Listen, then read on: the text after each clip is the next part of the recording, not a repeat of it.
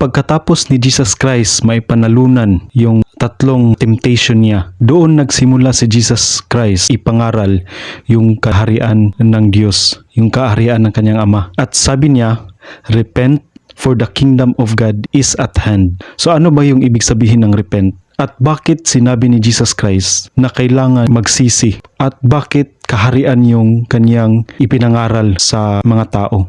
Ang repent sa salitang Griego ay metanoia, na ang ibig sabihin ay change of mind, change of thought, change of thinking, change of perspective, or change of principle. Yan yung kanyang itinuro sa bawat isa sa atin.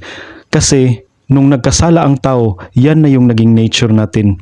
Tayo ay lumalakad sa pamamagitan ng laman or tawag ng laman. Kung ano yung kagustuhan natin, yung pansariling desire. Kasi kung dyan tayo lumalakad sa tawag ng laman, hindi natin maiintindihan kung ano yung pakay na pumarito yung ating Panginoong Hesus. Kaya sabi niya, repent.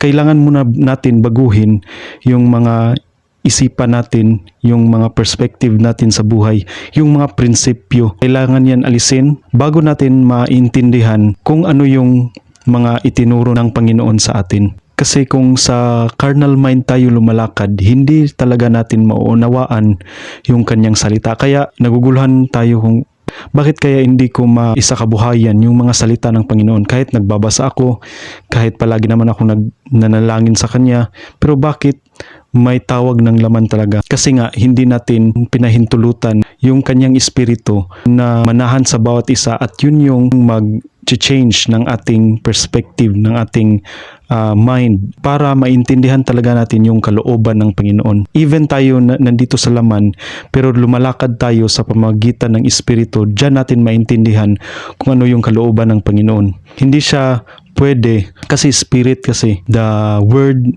is a Spirit, and they are life. At God is a Spirit, and they that worship Him must worship Him in spirit and in truth. Hindi talaga natin maintindihan kung yung kabuuan ng ating pagkatao ay ang naghahari ay yung laman. Kung ano yung kagustuhan ng laman, pinapahintulutan natin na yun yung manahan sa bawat isa. Hindi yung kagustuhan ng Panginoon, hindi yung Kanyang Espiritu. Kaya yan yung itinuro ni Hesukristo sa bawat isa.